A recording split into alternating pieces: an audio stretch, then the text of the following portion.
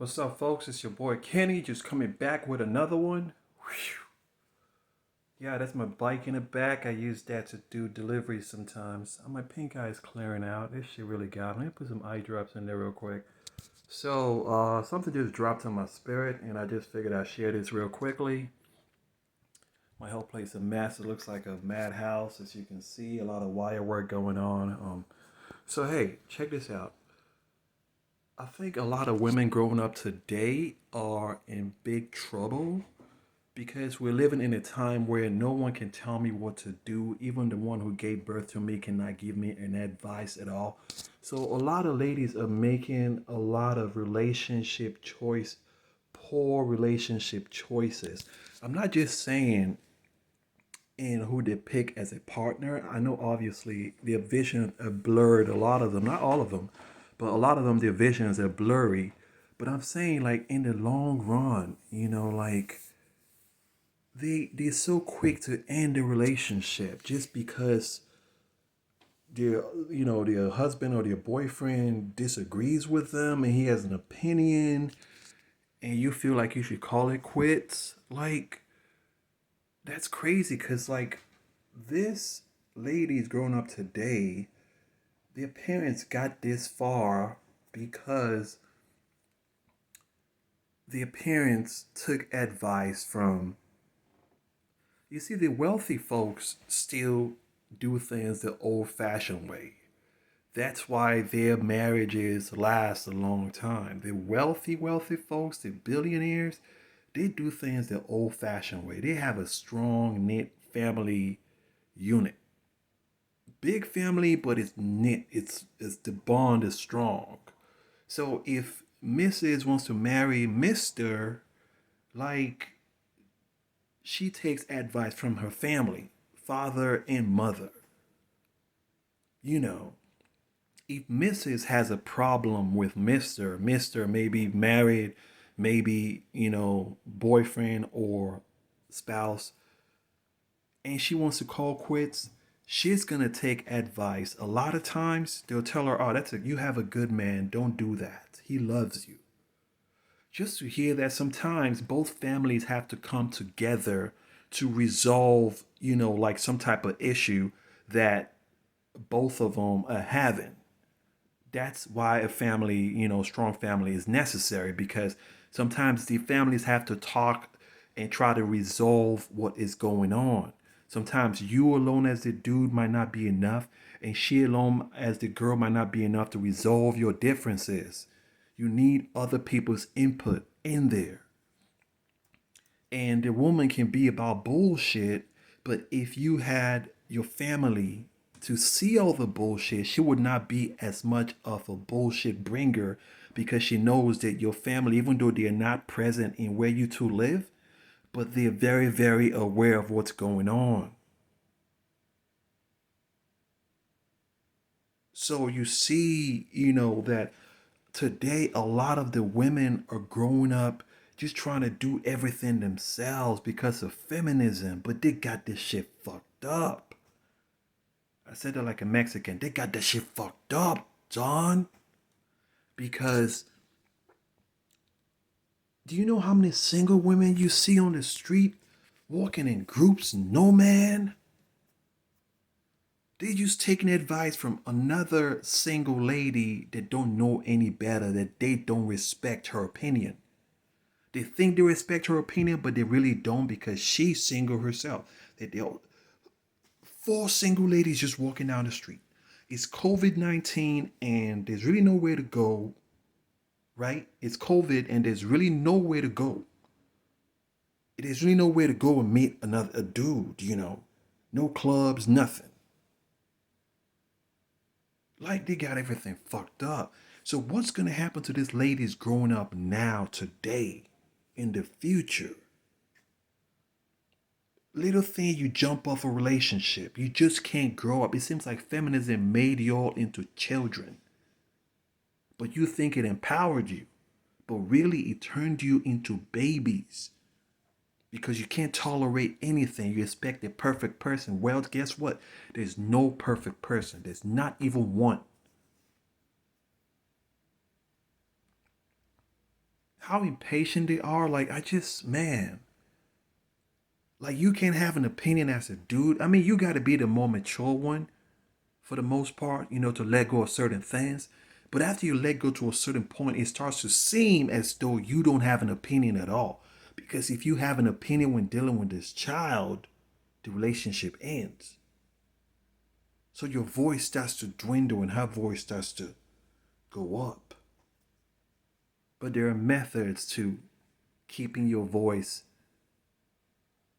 stationary, all the way through. There's a way to do it. You don't do it directly. You have to be clever about it. But that's why you're a man. You have to be the clever one.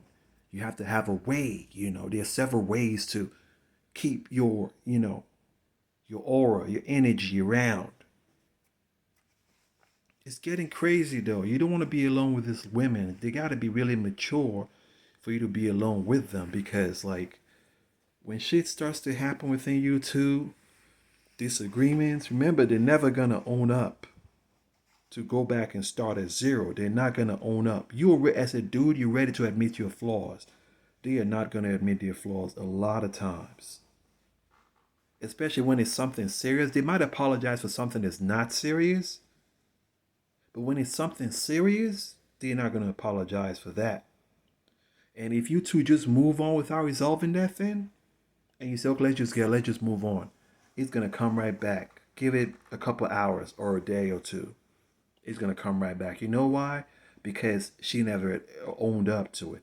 Owning up takes humility, and humility allows the person to start back at zero. So when she owns up, when you own up, you start back at zero. I'm ready to be a good man again. I did something wrong. When she owns up, she starts back at zero. So before another problem comes, it's going to take a while. It's going to take a minute for another problem to come. But for now, so it's crazy, man. It's crazy. You got girls going to work crazy hours. They have no one to give them relationship advice that they can listen to. So that's why they take the problems from the relationship to their job. They're telling people who got no future working at fucking Marshalls all the relationship business.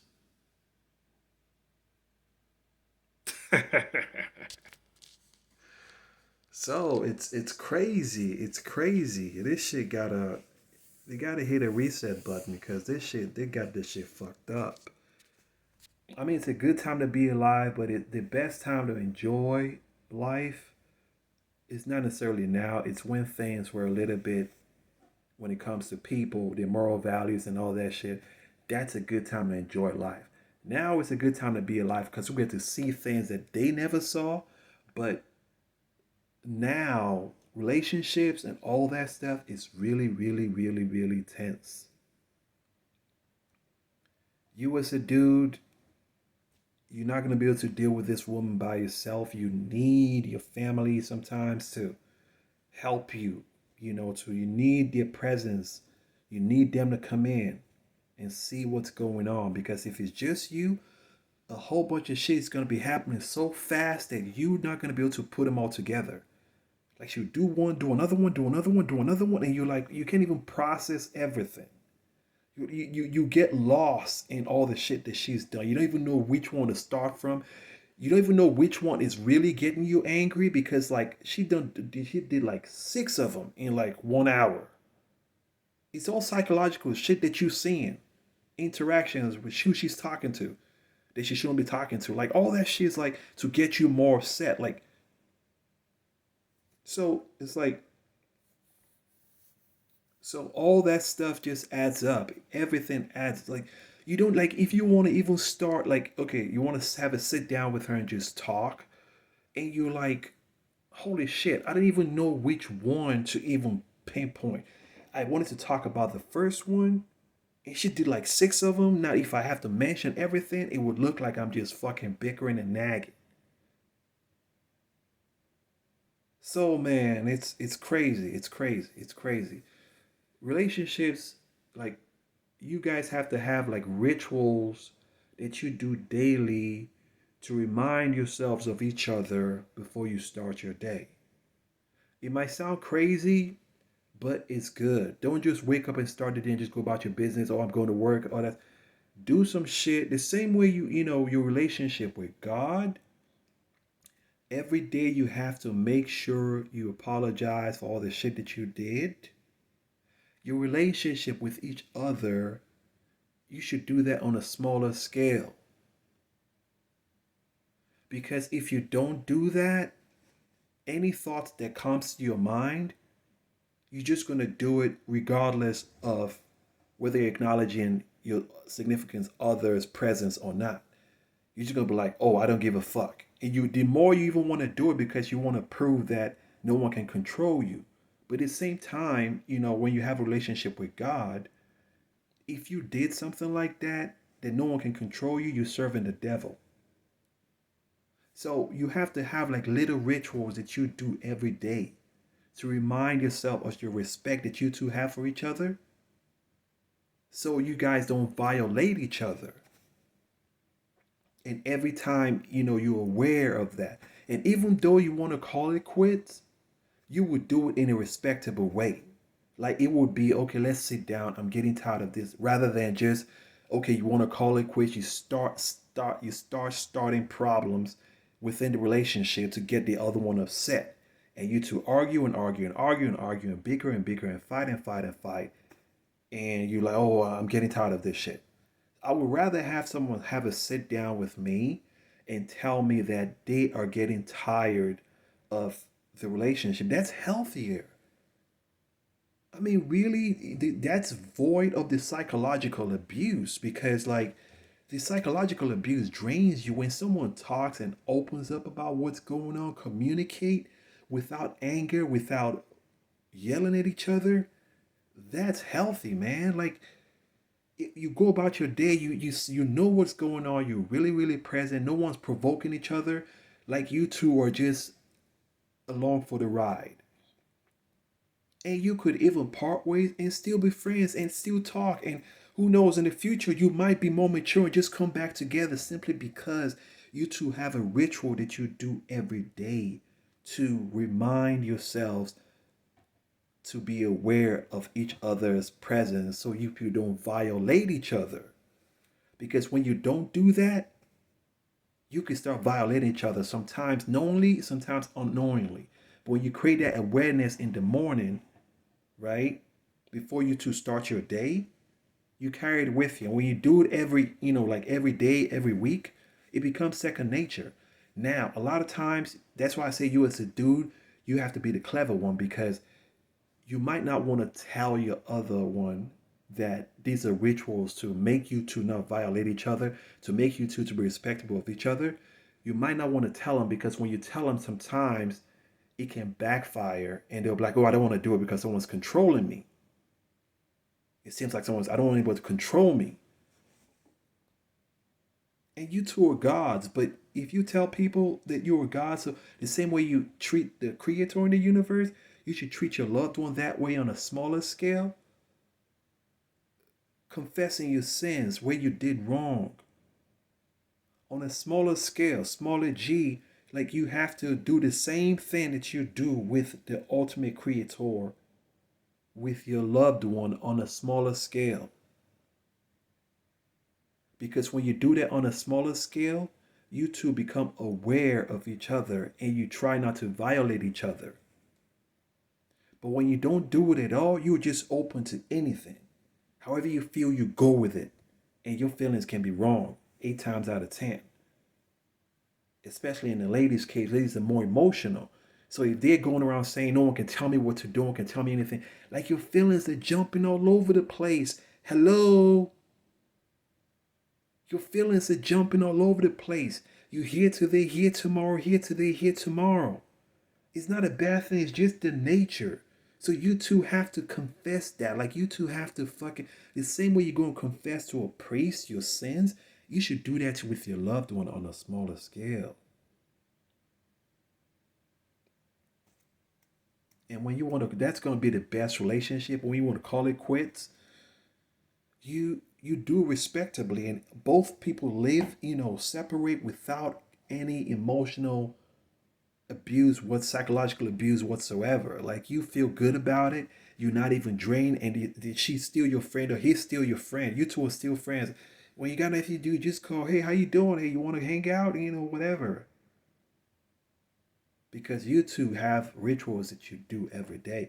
Rituals doesn't necessarily mean, you know, killing a chicken or waking up at 3 a.m. You know, that's, but on a smaller scale, you can make it fun. It could be a game that you two play or like a word play that you know, it's, you figure something out. It's different for everyone, but you have to do something like that. If you two believe in the same God, even better. So you can combine, if you pray together every day to the ultimate creator, automatically it has the same effect for you too. You're doing it for yourselves.